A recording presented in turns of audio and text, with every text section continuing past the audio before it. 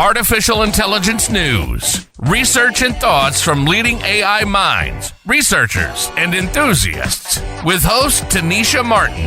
This is a show where we discuss artificial intelligence at the intersection of technology, cybersecurity, education, and society. We're going to let you finish, but Tennisha's got thoughts.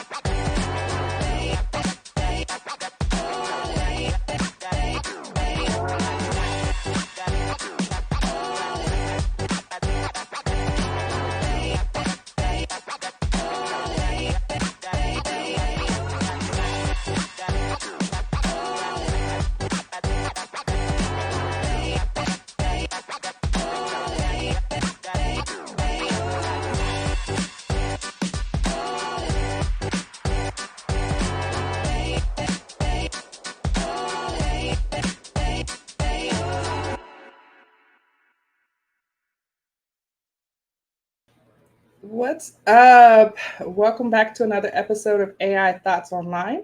I'm the host, Tennisha Martin, and I'm excited to have my friends and co-hosts here today, Amber Ivey and Marcus J. Carey. How are you guys doing today? I'm doing great.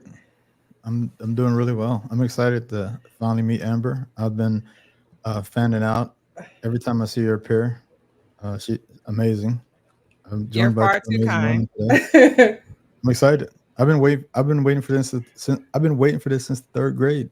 For the audience, he just found out I existed like 2 months ago. So, but hi everyone, nice to meet you all. Also happy to join the conversation. Really excited to be here with Marcus and Tennisha, who have amazing backgrounds and just always in awe and learn a lot here. So hopefully y'all do too. Yay! So before we get started on our topic for today, which is building security tools with AI, I wanted to get your thoughts on something that came up in the news a couple of days ago.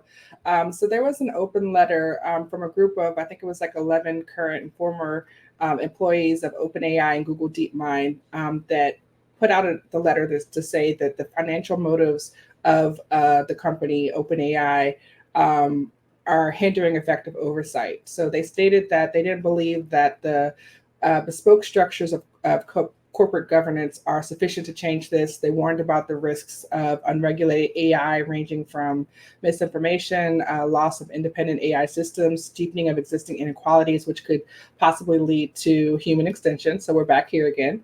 And it said that AI companies have weak obligations to share information with the government about the capabilities and limitations of their systems, adding that those firms cannot be relied upon to share the information voluntarily. They also claimed that OpenAI has been using hardball tactics to prevent workers from voicing their concerns about the technology, including restrictive NDAs that even departing employees were asked to sign. So, thoughts? Are they onto something? Oh, we have different opinions. I would love to hear your thought, Marcus. So I think that there's two schools of AI. There's a traditional school of people that have been working in ML and data science and all these fields for probably like the last 20 years. And there's a lot of people that are concerned with a lot of different things. And rightfully so. And I agree that I do like the concern, but I also like the progress. And I think that even like OpenAI and a lot of these tools can be used for so much good. I think people focus on the negative stuff so much, and they don't focus on the positives that can come from that stuff. I believe if there's no money involved in the situation, there won't be no progress whatsoever. So the reason why we're having all this progress is because of the potential monetization and all those things related to it. That's why all this venture capital is going towards AI solutions. So again, they have valid concerns, but from many of these people are researchers and all these different things, and they have their value system is a great value system. They care about people, they care about civilization and all that stuff. But I always tell people I'm black. People have been biased against me since I came out the womb. People have been killing my people forever. So, I mean, I really can't. I don't really understand why y'all Same scared shit, now. different day. Yeah, they scared now, but it's been happening to us since I've been here and way before I was here for 300, 400 years. But yeah, that's what I'm gonna just drop that and just be quiet and listen to what Amber has to say. No, actually, when you shook your head, I didn't know what direction you were going to go, but I don't disagree with what you said. I think where I would probably differ slightly is that for companies, particularly like OpenAI and even thinking about like Google DeepMind and these other companies, started off as these research companies that were going to be making, like name says OpenAI, right? So if I signed up to join an organization that said we're doing OpenAI and we're doing research and we're trying to make this ethical thing, for then folks to like turn it on a 180 or 360, however you want to see it, and then tell me now we're all about money and we need to get all these investors because we're going to build this thing and go further. That's where I would have a problem as an employee, not as an innovator or a person who is starting a company, but as an employee, I do understand that would be a concern for me if I came in with a different view.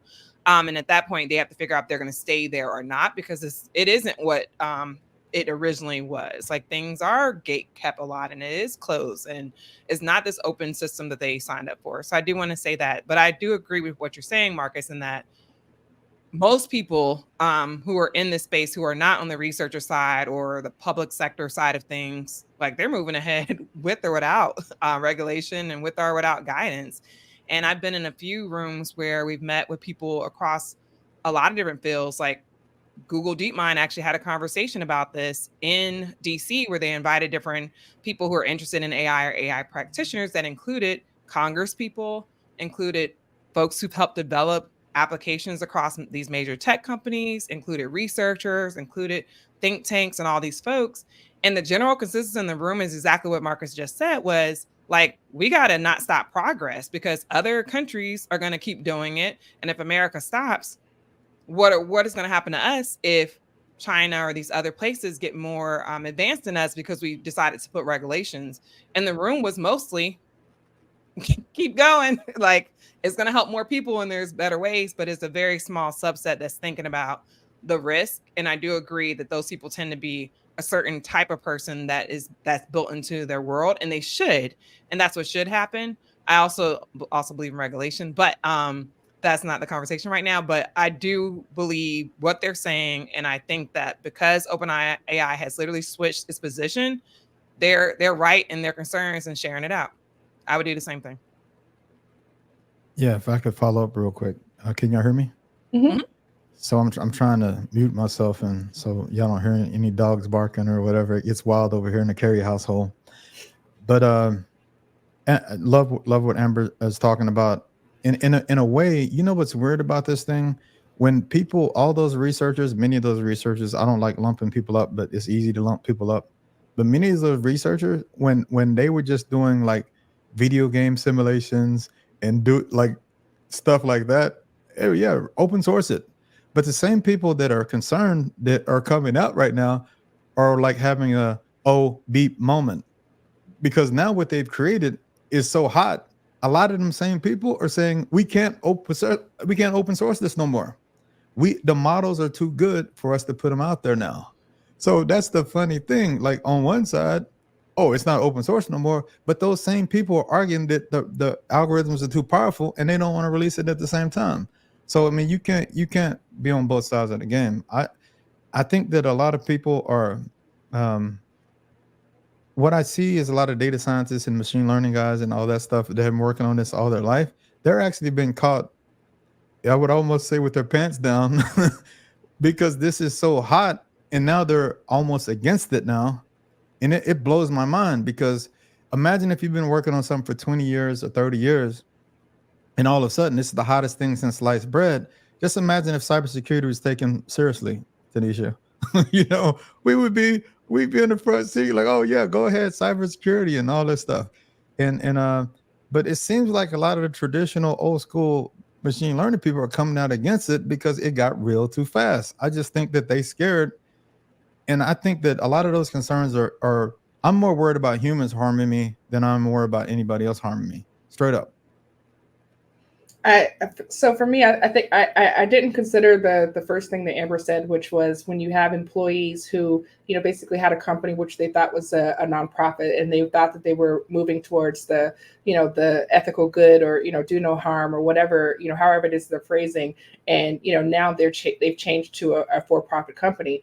You know, while there's obviously probably financial incentives that, you know, make it better for them, if their motives were to, you know, to move in an ethical behavior, and, you know, not to have like some of the same problems that we have with a lot of the major tech companies that, you know, do some things that people may say, hey, I'm not a fan of these things, so therefore I don't support these companies, right? So from an employment perspective, I kind of understand, right? But I feel like on the other side, we have people who are saying like, hey, you know, we want to put out these systems, we want to have this technology, we want to make sure that we're not left behind. But at the same time, you know, I think when the industry is left to self-regulate, you end up with companies that are not actually reporting vulnerabilities. You know, if you look at the history of cybersecurity over time, you know, companies could have very well have been saying all along, like, hey, these are the breaches that are happening, this is what's going, this is what information was disclosed. And it was only until I feel like the SEC, you know, unless it was super embarrassing, you know, there was no incentive for them to provide that information openly and willingly, right? So, and right now, with so much money that is probably being thrown in, both in front of the screen and behind the scenes, you know, I think that there's no incentive for them to say, hey, there are vulnerabilities, there are issues, there are concerns, there are like, hey, let's stop and pause for a beat, you know?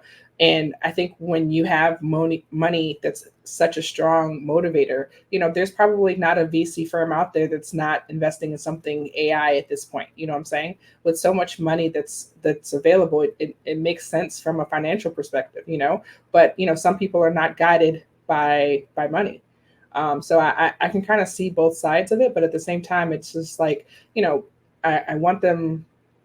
I don't want to, you know, for the future of humanity, for it to be like extinct because, you know, it was like, hey, this got out of control like way too quick, and then we've got like a iRobot with the guy in the front just like upset at this point, you know. I think that's where the people who are considered, like Marcus, you consider like the old school folks who've been doing it for some time. Like, I get that. Like, imagine if you're just chilling in your house, you're building a foundation, you're building some walls or whatever, and all of a sudden it's like now your house is like the best house on the street. You're like, hold on, my house doesn't have what it needs to like be able to handle this. Now I got visitors coming in. No, I don't even have up the right curtains. Like, I think there's a level of it where they thought they were going to have more time to research, and they had been doing it in the background for some time. And then all of a sudden the light switch and hundreds of millions of people now know what this thing is, when literally it was a group of a very small number who were working on this. So I understand the fear there, in that you're trying to make sure also, like I would have some fear, like, did I did I do something that's gonna make people's lives worse off, or is it gonna hurt people and harm people? Like, did I do my job? That's where my fear would come. Like, I wasn't prepared for this, like, rise to the top. I'm literally at the baseline. Now you made us rise to the top. I don't think our stuff is in order. That's where I think people would probably be concerned, and that's what you're probably feeling right now, because it did move pretty quickly. Yeah, I have a couple of thoughts to follow up on that. Is that when I see people, I hate it when people aren't consistent in life, and I think that I'm pretty consistent on stuff. If I'm talking about ethics, I'm talking about ethics everywhere, right? So I see some of the same people that are arguing for people to stop are okay with white supremacy, and are out there talking about white replacement theory in the open, talking about wild stuff. Some of these people are very famous billionaires that are touting all this racist stuff, and then at the same time complaining about OpenAI.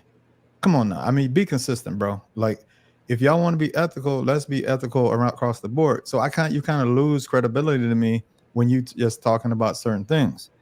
Also, I think think of like Albert Einstein and some of the discoveries, like some of the discoveries we make, and this is in life. What it is everything's a dual-edged sword in life, and people things can be used for everything can be used for positive and negative. Nmap in cybersecurity can be used to see if a port's open or not, and so you can shut it down if you're a defender.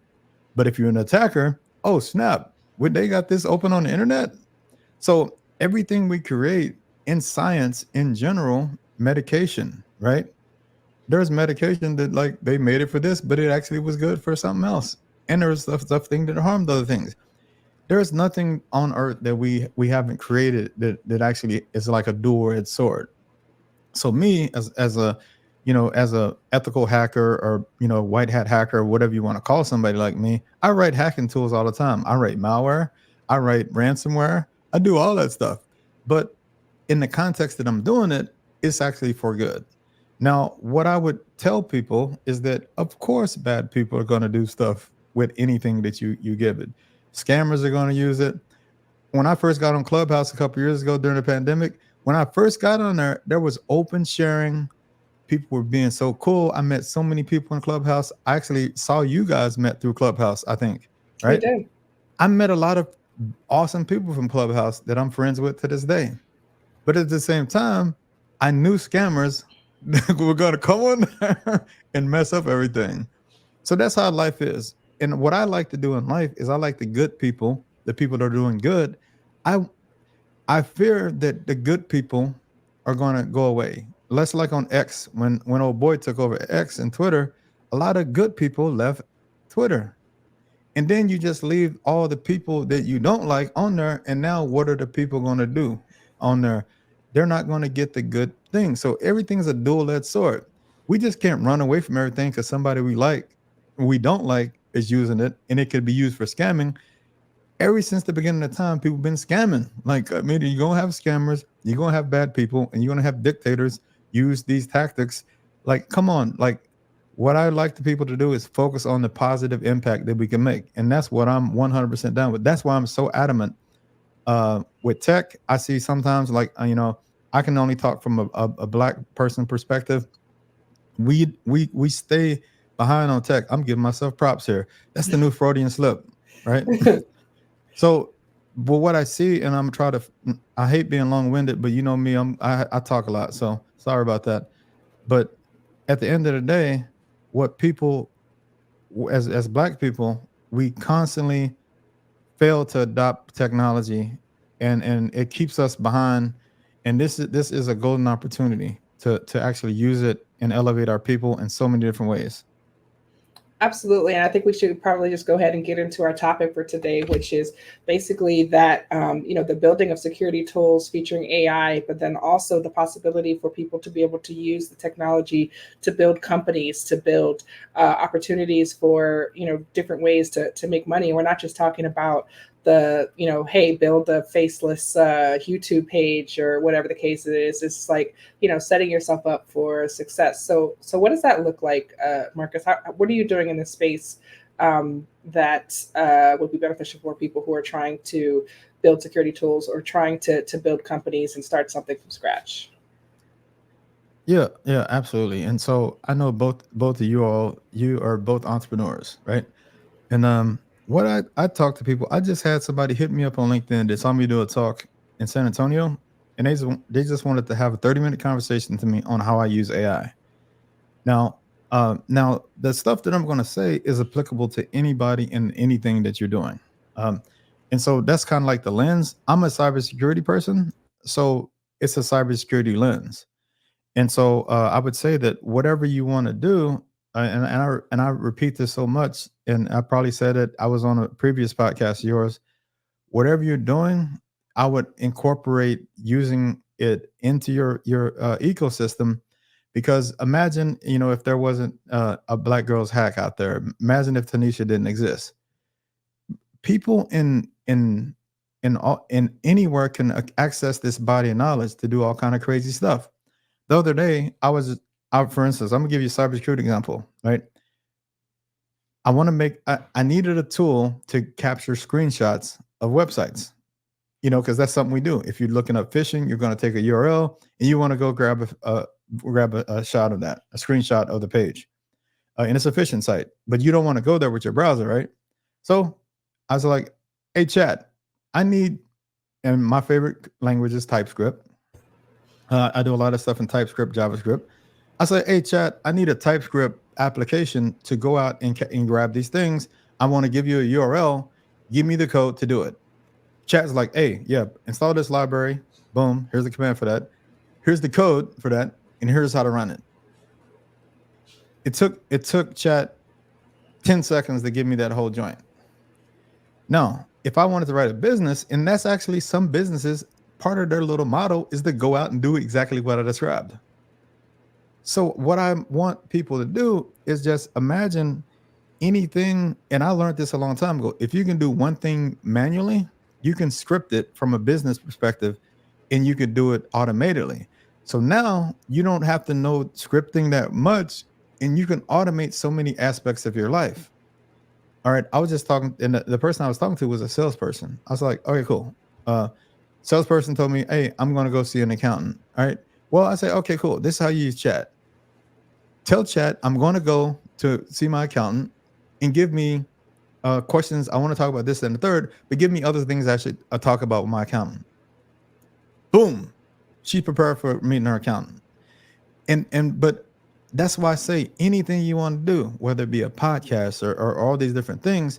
But what I think and what I've learned over time is that it's important to create businesses.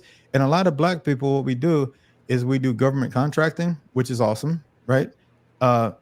But at the end of the day, you can't really sell a government contract company for a lot of multiples that's going to make generational wealth for a lot of people. You may make money, like typically is like a founder, but they don't have stock options and pools of stock for their employees. But a tech company can actually, if you actually had the same thing and built a tech company, what you'll be able to do is you can create generational wealth for a lot of amazing people.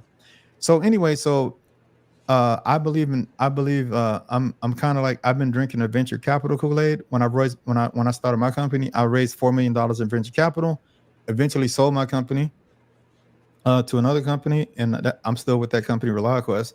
They bought my company, and so I learned that whole system. I didn't have chat. I didn't have nothing. I'd be like, but I did that off the hustle, without anything else. Now you can ask chat, hey, how do I raise venture capital? How do I write a pitch deck? How do I make product XYZ? And so I'm encouraging everybody to use that. And even just from developing the product, and even if you didn't use chat and worried about training the models and all that stuff, even if you didn't even use any of that stuff and trying to build an AI thing, just what do you do every day? How can you automate that? And start off from there. And that's a lot. And I'm definitely happy to continue the conversation. But the thing is that there's never been a better time to create a business and try to create a software company, because the software multiples, Tennisha, you created a government contracting building. Company, the margins on that business is 15 to 20%. That's okay, but you're going to need a lot of employees on a lot of government contracts. And so at the end of the day, you can sell that, because what the acquirer is doing is going to buy essentially access to those contracts. But your margin on 100, but it's you're doing like you're like the multiple. Say if you was making $1 million a year, they might give you $1.5 million for your company, right? The thing about a software company, if you were making $1 million a year on a software company, they would buy you for $10 million. Because it's usually it could be a 10x plus multiple. And that's why I want people to build software companies. And it doesn't matter if it's in cyber or not. What do you know better than anybody in the world? And I want people to start building software companies, and AI makes it easier to do that. I have a question for Marcus. Can I ask a question? So one of the things you started with is that Black people in general, we tend to run from these technologies. In AI, we're running from it. I see all the time on my Facebook, whatever it is. And folks are saying, iRobot and the world's coming. Thank you, J-Lo, for releasing that new movie that made it even worse. Atlas. That was online. So literally my timeline is full of people who are literally scared to use this thing. So how do you help someone go from deep fear that happens across a lot of technologies to actually the first step they need to even be able to get to the conversations or the world that you're talking about, Marcus? Yeah, so I'm the first thing you need to do is identify an outcome that they want to do. Like you got to find the outcome that anybody's looking for. And that could be like, hey, I got a side hustle. I'm trying to do X or on the side, or I need somebody to do this. So everybody has a different outcome in life that they're shooting for. And then that's where you start. You can't say, I know that, and I see people arguing. It's funny on Twitter or X. I see a lot of people arguing, trying to help people and mentor people, and the people are pushing back. You can't help people that don't want to be helped. So I would say, find out what outcome they're trying to achieve, and then show them how AI can get that outcome for them. As simple as that, because people are selfish. Everybody wants what they want. You know what I'm saying? And so that's how I would hit them up. And like I said, I was like kind of mentoring this salesperson. I was like, yeah, cool. What are you doing after that thing? Oh, I'm doing a sales meeting. I'm traveling for sales in South Carolina. Cool. Ask it what I should do in South Carolina. Ask it what you should do while you're in South Carolina.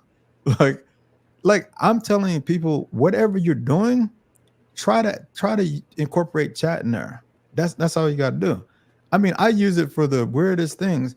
Because I'm working on my health, when I get a blood test back, I submit all my data and tell it to tell me what my blood tests are. And, I mean, people, are you worried about HIPAA and training and all this other stuff? No, I don't care. And like, this is the same thing with DNA testing, right? I submitted my DNA to every site. I did 23andMe. I did Ancestry, because the outcome for me is what mattered. And I can't make you take a DNA test. I can't make you use all this technology, but what I can tell you that it's working good for me. So, I mean, and that's where you have to be outcomes focused. Do you want to do a government contract? Even if you're doing government contracting, you can say, hey, there's this RFP. Here's the data related to what my company does. Write this up for me, right? Or say if you're doing compliance, it would be a great time to do compliance for somebody, because the only thing you have to do is either like you're helping somebody get compliance, or you're helping somebody achieve compliance, or you're trying to be compliant yourself. If I was a consultant, I would just go in there like, hey, cool, you need security policies? All right, chat, write me all these policies they need for HIPAA. Write me all these policies they need for PCI. There's never been an easier time to do many of these things. Of course, you're going to get experts to look at it, but from a template perspective, it's amazing how much stuff you can use it for. And by the way, that could be a business. I want to do a cybersecurity company that just gives compliance templates for somebody. You could build that app in this weekend with chat. Chat will do the templates. It'll write the code. It'll like, here's the form. Insert your company name. Boom. Now you got all your cybersecurity compliance documents that somebody needs for PCI. It's crazy. And you could ask chat, what policy do I need for PCI? And they'll tell you need all these policies. All right, cool. Write me policy number 1. It's crazy. I mean, so it's so much ways to make bread off this. And it's not just copywriting and stuff. It's like you can build full scale applications by what it's doing. If I wanted to build a breach and attack simulation platform, hey, I want to build a breach and attack simulation platform. Boom, boom, boom. Write me code to do this. It's freaking nuts. And what's crazy is that people are already doing this. This is not pie in the sky. The people that know are doing it. And the people that know, they don't look like us most of the time. But they eating, because what we're thinking is we think everything has to be a chat. It has to be some chat application. No, it doesn't. It can actually do real work, build real code, and you can have a solution. Yeah, if you need an LM, You can train models. You can say, look, I don't know nothing. I have this Excel spreadsheet. How do I put this into a model? Like a traditional model, and how do I train it on that model and give me outputs? But you have to know enough. You have to know enough. I tell enough. I tell people to go to Kaggle if they want to learn machine learning. If you went to Kaggle and did a couple of machine learning courses, you could actually help chat. Chat could actually build models for you in their traditional models. So when I say build software, I'm talking about building real software. And again, I know I've been rambling for a long time, Amber, sorry, but it's all about the outcomes. What's the outcome that I'm trying to get? I got a lot to say. I want my people to be blessed. I want people to eat. I'm trying to help my people eat out here. Mm-hmm. No, I totally understand that and fully get it. Like I remember, so I've said it in previous places, but I'll just say it here out loud for new listeners and for our conversation that we're having here. Like my first interaction with GPT-3 at the time was through Clubhouse, back to your point. And I met a gentleman named Abraham Maldonado. He was bringing his, at the time, Clara, bringing her to different events so that she could Clubhouse rooms, so she could talk to people and people would ask her questions. And so I was like, oh, what's this thing? So he and I talked about it, and he shared more about he was doing some, was allowed to use the model through a partnership with OpenAI at the time. And so I was like, heck yeah, let me get more involved in this. Let me learn more. I had already had an interest in AI for some time due to like research I've done in like predictive analytics, my background's in data and all of that. So I was like, what is this thing? And then he eventually asked me to be the voice of it. So I knew about the abilities of these models, at least large language models and some of the other models around natural language processors due to some work I've supported in the past through some of my jobs. So I had a general understanding what was happening, predictive analytics, and these pieces that go into AI. But I only knew that because I was just in the right places, had the right jobs, was in the industry where data is literally the thing that helps to drive the stuff that is happening here.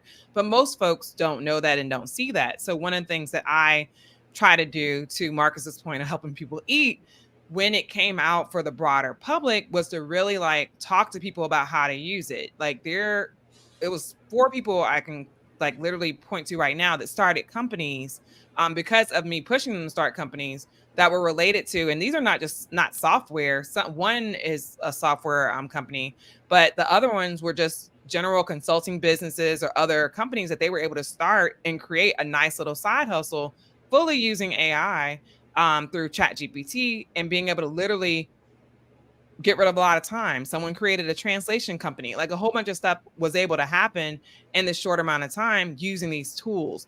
But I know I did have to say to people like, hey, this is how you use it. This is how it can happen, to show them.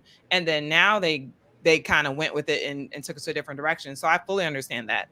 For my own self, I am with you. Like my blood tests stay in ChatGPT and I don't care. Like take it all, what you're going to do, like help me figure out the problem. So I'm with you on that. I also, like, I remember when 23andMe was first coming out, I had got a free version of it in 2010 because they wanted more Black people to put their DNA in the system. I wasn't like, oh, they're trying to take Black people's DNA. I was like, sign me up. I want to know where I come from. Like, I'm going to spit in this little tube and we're going to make this happen. But a lot of folks were like, no, they're trying to get our DNA and all this for this. I'm like, it's spit in a cup. Relax. You'll be okay.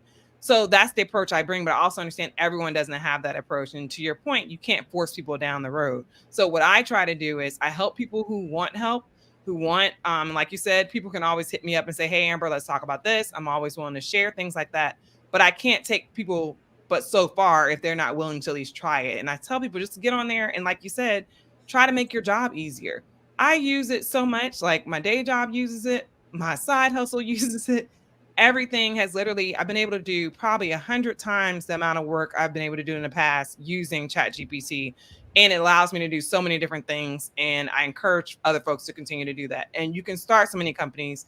Hundreds, if not thousands of companies are starting up on a regular basis around these tools, literally as these tools as the baseline of the model, using what they already give you, not even creating your own new thing. Like they're literally using a tool that's there and spinning it off, and people are paying for it. And like you were saying, Tennisha, I had a presentation earlier this week where we're talking about impact investing.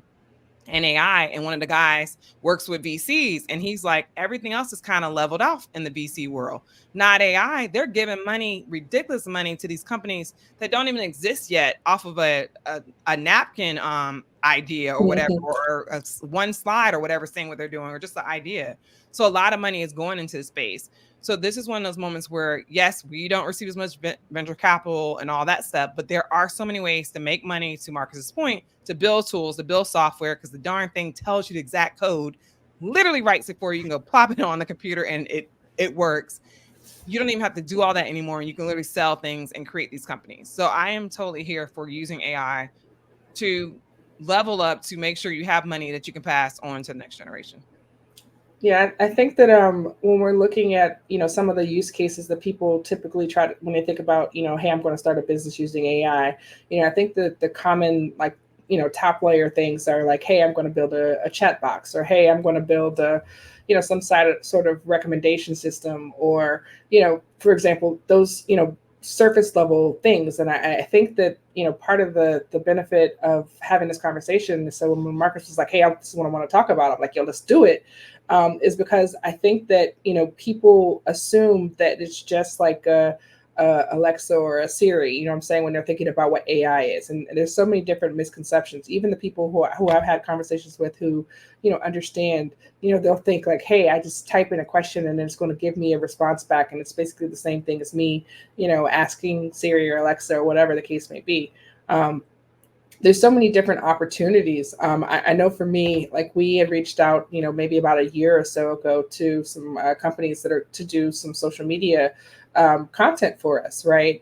And then we were paying them, X amount of money per month to do those. And then, I hopped in Canva the other day, and it was like, I told ChatGPT, hey, give me 30 days worth of content, and I put that into Canvas and told her like, hey, give me some pictures to go with these things. And basically I have 30 days worth of content in a matter of, 10 minutes. I don't have to sit there and be like, hey, I'm not an artistic person, or I'm not a creative person, because it'll just give me different vibes, and I can just pick one and, hey, this is the graphics I want to go to this. And I think that when people are thinking about the possibilities and thinking about like, hey, I need a side hustle, because I think the job market's absolutely brutal right now. It's been very hard for a lot of folks that I know that are in the market to basically even get interviews. So, it's like, hey, how can I come up with additional ways to make some money?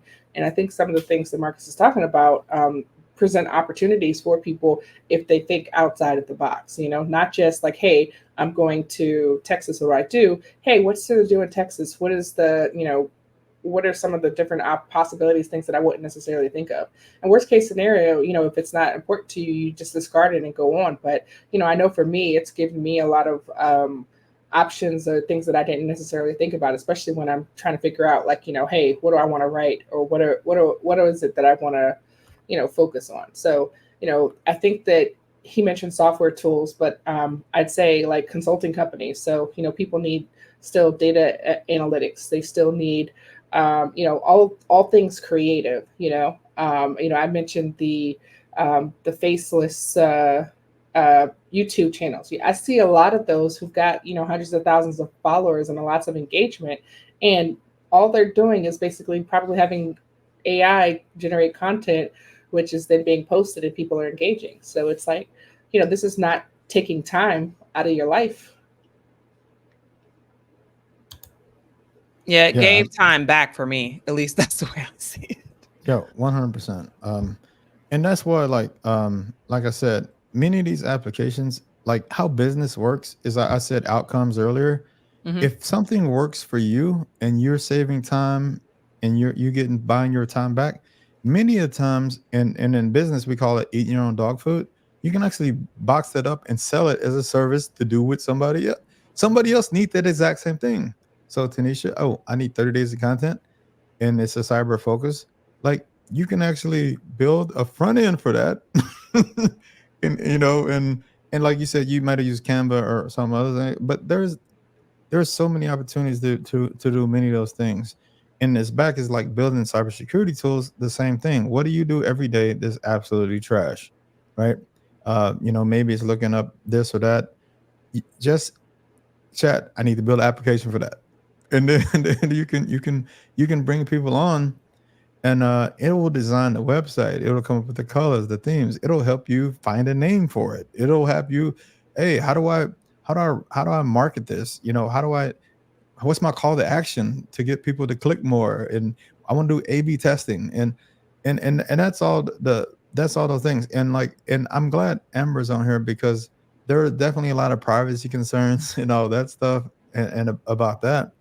But none of those things, and I tell people all the time, I say, like, all these companies that people are complaining about machine learning, and they're using my data for this, bro, they've been doing this for like 20 years using your data.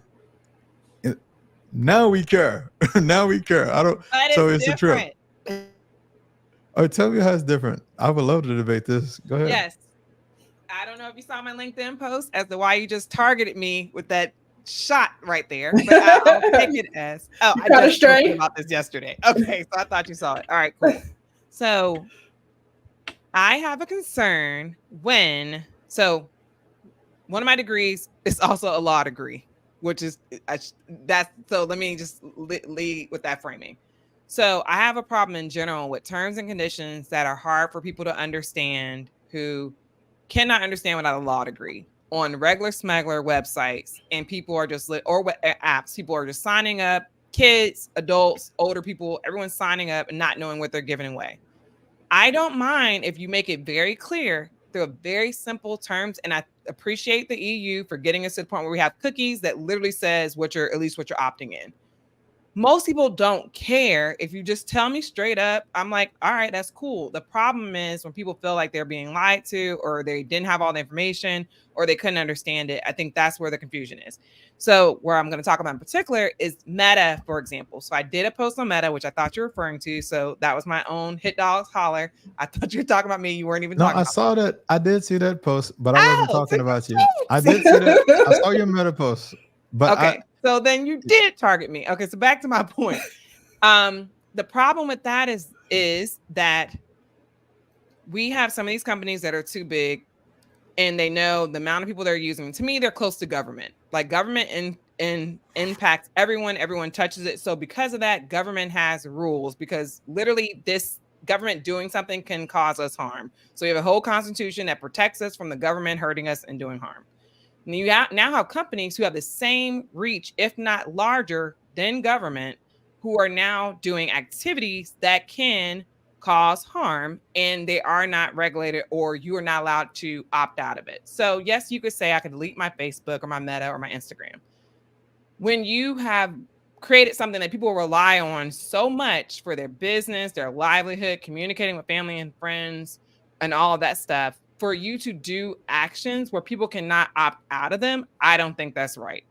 Even though, yes, they have been training on our data from the beginning, but when you openly say to people, hey, EU, because of your GDPR laws, you all can opt out after you go through hell. Right. But you folks in the US, you can't opt out. That's not right to me. If that's the case, like, don't say nothing. Just don't say nothing. Like, don't even talk about it if that's the case. I do know the only reason it came up is because, like, we knew about this last year. They had talked about it. It didn't get a lot of attention, but when they had to notify the EU, because that's part of their law, that, hey, this is happening, and people had to get notified by email. It's very different when you are notified and someone is telling you can't do something versus it happened passively. So I don't appreciate companies that are literally bigger and have more users than governments of entire countries, and in some cases the US, you're not able to remove yourself from it, and it's something that's that integrated in society. I think that is wrong. So would I still use it? Yes, I am. But I'm also concerned that with kids, even if they say, hey, adults, you shouldn't, you can do this. Kids can't agree to contracts. Like, they're under 18. They can't sign up for that. So you literally are having kids agree to something that they shouldn't be agreeing to. You're training on their data and using their information. And I think that is where I care the most. Less so for adults, which I still care, but for kids, for sure. They should be able to opt out immediately. It shouldn't even be an option. It should be automatically. Kids' data is not included.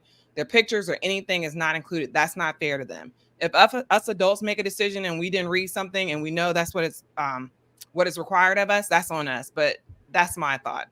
So there's a popular video editing document company who recently has been, getting flamed on X, formerly known as Twitter, because their terms and conditions basically say something like anything that you use to create anything you use our software to create anything that you basically open using our document processing software, anything that basically you use to interact with our software, we have the right to learn and train and use and use it for something like thumbnails, or you have the ability to be able to copy it, reproduce it, sub-license it, whatever the case may be. And if you don't accept those terms and conditions, you basically can't use anything in their software. And if you don't accept those terms and conditions, you can't even go in to cancel your account.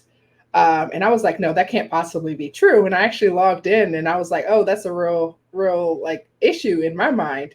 But I think that they're not the only ones. I think that there are a lot of companies out here whose are, especially as they're rolling out different tooling that uses AI, there's some fine print in there that basically says like, hey, whatever it is that you're creating, we're maintaining intellectual property for that, So I think it's going to be interesting, especially as we're discussing, the possibility of creating businesses or creating tools for, for the purposes of creating company. It's like, who actually owns those, as people go to, protect their intellectual property. And I know, Marcus, you've told me before, like, don't worry about the IP, just do your thing or whatever. My question is, how is that going to look moving forward when people are creating, their companies using these technologies, and obviously it's not theirs. I wish someone would take my IP after I created something, build a whole company off it, and try to say they own it. I wish they would. And that's sad because what you just said is likely a possibility. That's why we have all these lawsuits around copyright right now, and it's only going to get worse. But yeah, I'll let Marcus go before I continue. All right. So I do believe there. So here's what I think. Let me zoom back a little bit. Right. So this is what I really believe. Right. I think that and I'm a big fan of law, but I'm not a lawyer at all. But from what I do know, there's tons of laws on the books, and laws can be applied in all kind of different ways. And a lot of people would argue that we don't need new laws. We just need to force the ones that are on the books. I think when it comes to IP and a lot of these things have been litigated for ages. And if people steal your stuff, that's definitely wrong and all that stuff. And even when it comes to cybersecurity, we have been dealing with data loss, compliance, role-based access, for instance. There's a lot of principles that still apply. And we've been aware of machine learning and not using customer data for training and not using this for training and all those rules and regulations. What I'm saying is that it's not new in the sense that we've dealt with it before. Now, if somebody changed up their terms of services and all that stuff, that's not the core principle that's failing there. It's actually the company's being a douche or whatever. Sorry to use that term, but they're just not handling their business. They're just being dishonest and all that stuff. I don't blame it on. We know how to do privacy. We know how to do all these things. That's not new, is what I'm saying. That's not new, right? Because even like when I think of the 2016 election, the big controversy was there was ML being used and the stuff was being passed to Russia and all this other stuff. Some people say it's a hoax, but the truth is that even back then, 2016, Facebook was using everybody's data to do analytics and selling it to somebody, and there was a whole lot of money being made on it. Amazon has been using your data for recommendations, and real estate companies they've all been using this data, and that's all I'm saying. But I'm saying that LLMs, since LLMs exist now and people know what they are, I think it's then heightened the sensitivity of things way worse than it ever been, and that's fine. I do believe in I believe that privacy from a legal perspective too, because I've studied that too, and privacy is kind of a funny thing. Like you should have an expectation of privacy, but I think sometimes what you believe is private, and it's a whole different ball of wax, you know. So but these things exist, and like I said, like you know, I have a master's in cybersecurity or whatever, and so in that we have to study law and how it applies to cyber. So that's kind of like the background and context. Also train law enforcement too. In Maryland, when I was in Maryland, I used to train a bunch of feds. So yeah, so I do maintain that many of these things already exist. We know how to do privacy, we know how to do digital protection, but we just have to do it. So I hate it when people act like this is brand new and we have to reinvent the wheel. No, we don't have to reinvent the wheel. That's my perspective on it. But definitely privacy is a concern when you're building companies. And if you are trying to train on data, you need to understand what the law is on that, and you need to do it properly. So but then again, what's crazy, just ask chat, I'm trying to do this. Is this, you know, what should I consider? And there's stuff like, if you want to use data, what I've done with chat, this is hilarious.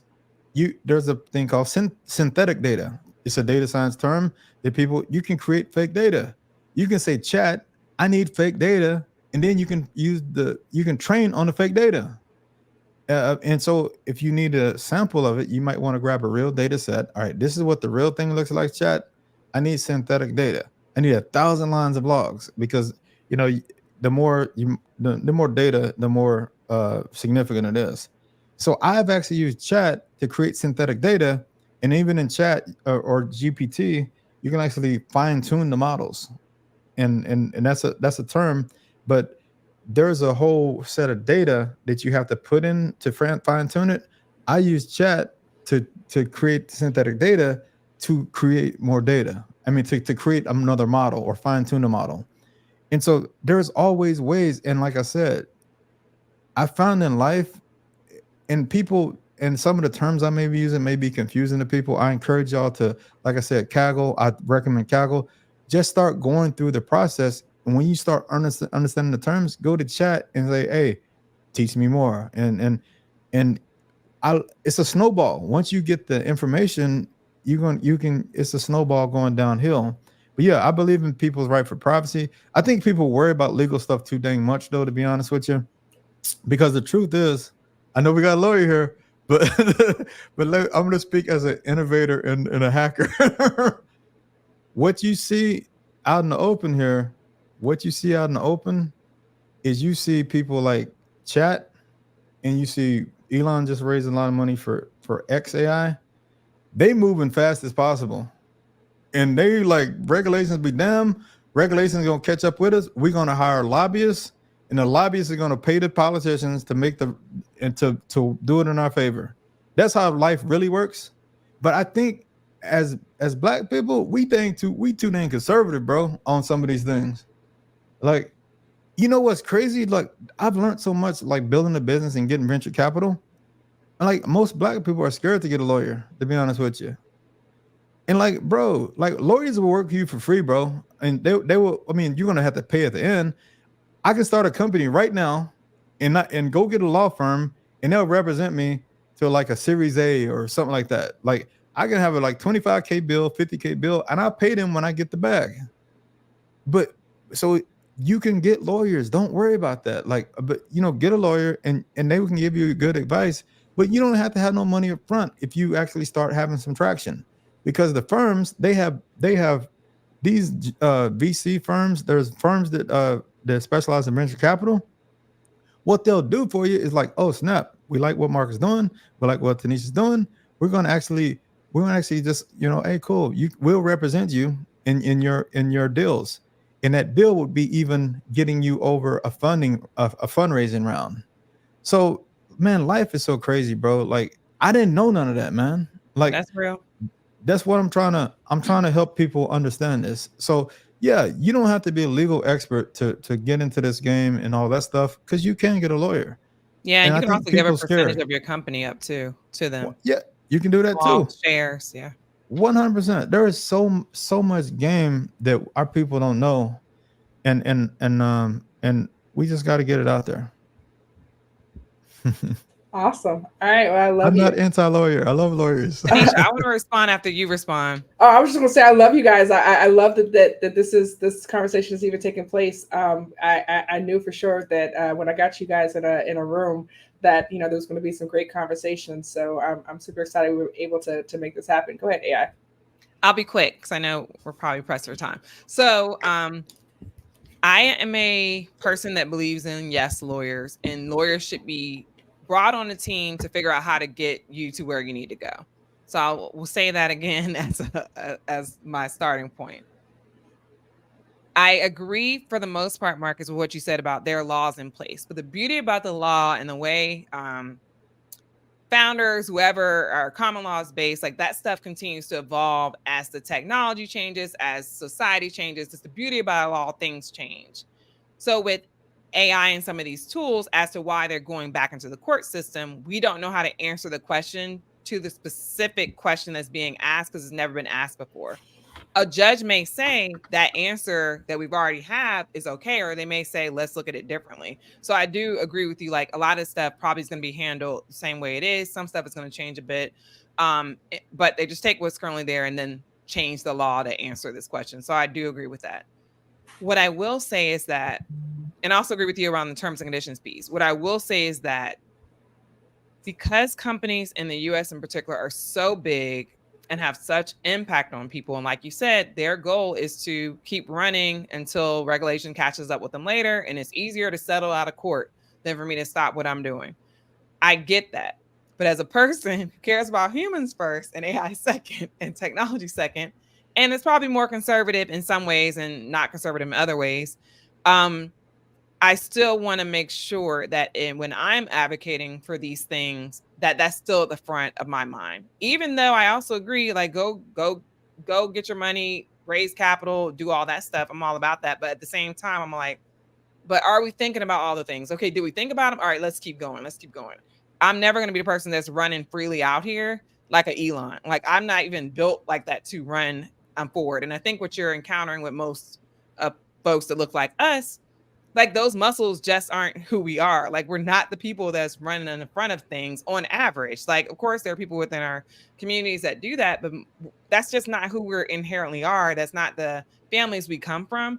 So one of the things I just always keep in mind is that understanding that when we are helping to teach these things to other people, those fears are real and often are not going anywhere. But with the fear, how can you still move forward is where I want to help people to adjust. Like I also have those fears, but I get done what I need to get done and I make my goals happen. Even though at the same time, I'm like, never did this before, don't know how to do this, but I'm the first person to go ask someone a question. I'll hit someone up on LinkedIn and say, hey, can we talk about this? I'll meet a stranger. Like I will find out who finds the information because that's just who my personality is.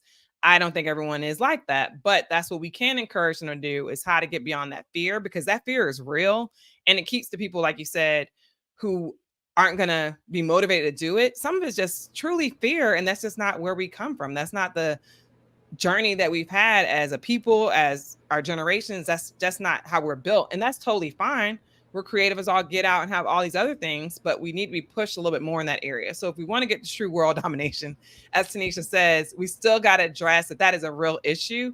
And how can people, while having the issue, still navigate this world and be innovative and be like you, where they're learning about things, but also understanding that I'm scared as hell while I'm learning about these things. Absolutely. All right. Any parting thoughts, Marcus or AI? Well, I think that, and my parting thoughts are, and I tell you, I embrace this in any aspect of my life. There's a lot of people that were asking me a lot of stuff about AI or building a business and all this different things. And I'm just gonna leave you out with an anecdote. So I'm going through like a little family thing, and this is deep. So I didn't know my dad growing up, and I met him when I was 26. And I wanted to know if he's my dad. So I took a DNA test through 23andMe. Funny enough, found out, oh yeah, he's definitely my dad because I was related to his aunt and all that stuff. So that's a use of technology. It was $99, and I found out my dad was my dad, right? And I'm just telling people how technology works, right? And so my dad, he actually lives in St. Croix and been living there for 30 years. I did not know my dad growing up. This is crazy. So he actually they said he had a mass in his lungs. So so I flew. He's here in Austin with me now. He's in there somewhere. And and throughout this process, what I've done is I've actually submitted everything to chat to try to get an understanding of the whole process. And chat has been it's GPT 4.0 has been so good on every piece of the thing, where even like because I have a really good memory, so I'll even ask it stuff when I get back from the doctor. The doctor said this, and that. What's going on? The doctor said we're going to do this CT needle, driven scan and all these different things. And so it has been spot on, so spot on that even when I went to the oncologist, really good oncologist, um, I knew everything he was talking about before he even said it. Um, and then when he gave more information, we're gonna do this, and that. Came home, sat down with my dad. He said this, and that. Chat, give us a follow through on that.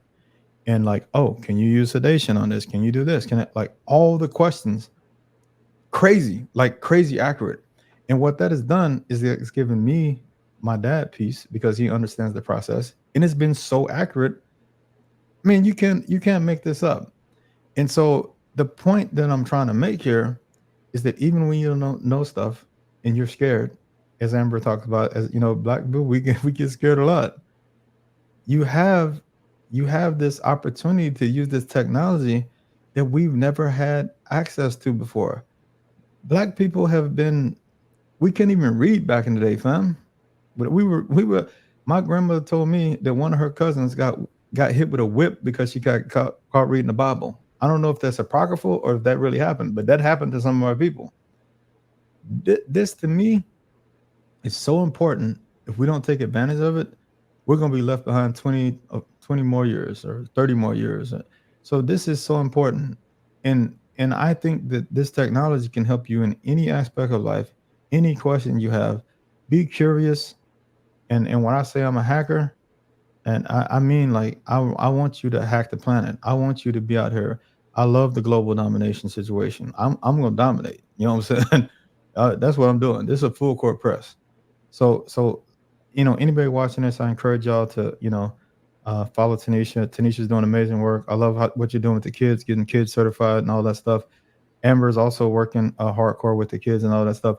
I found out about Amber through watching that interview. Amber, and this is no cap. I know I joke a lot, but you know more about AI, and you are AI. It's funny enough.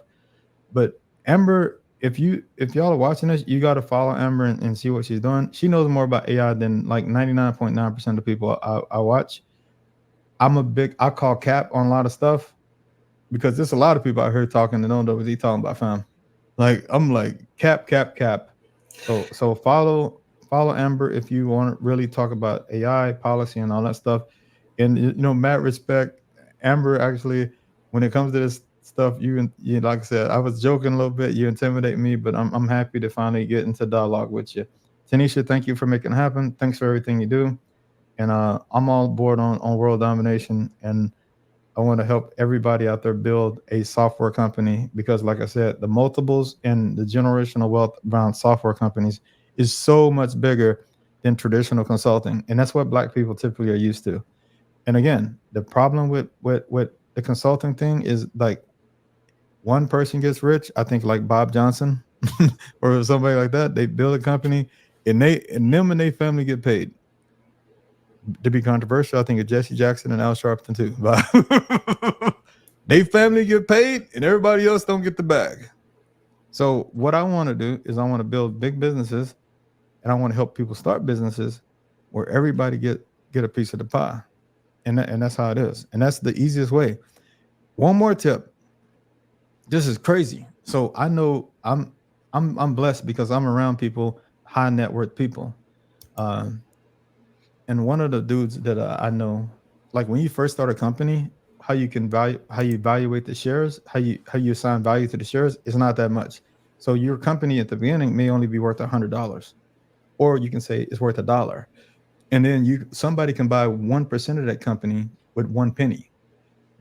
So one of my friends, this dude is rich, like crazy rich. I'm talking about up probably half a bill at least, right? He started his new company and he let his kids invest in the company. $100 company. His kid put how much ever money in, and they legally have a percentage of the company.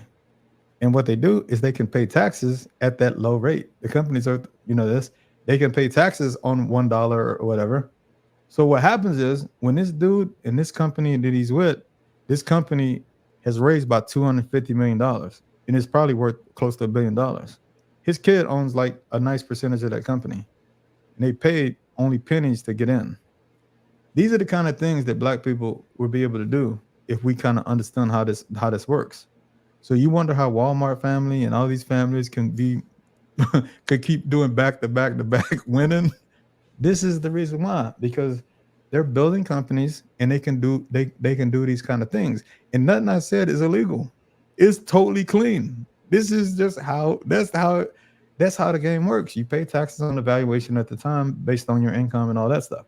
So, so we got a teenager here that teenagers in college somewhere right now.